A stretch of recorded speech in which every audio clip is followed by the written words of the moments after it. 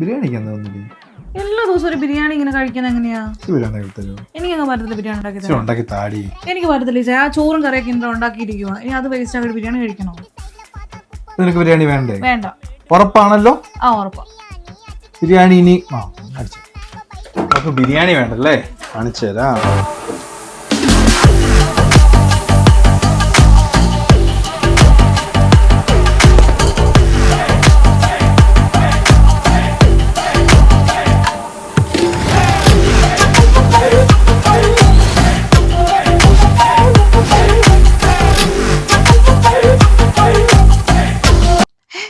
ബിരിയാണിയുടെ മണമല്ലേ ഇത്?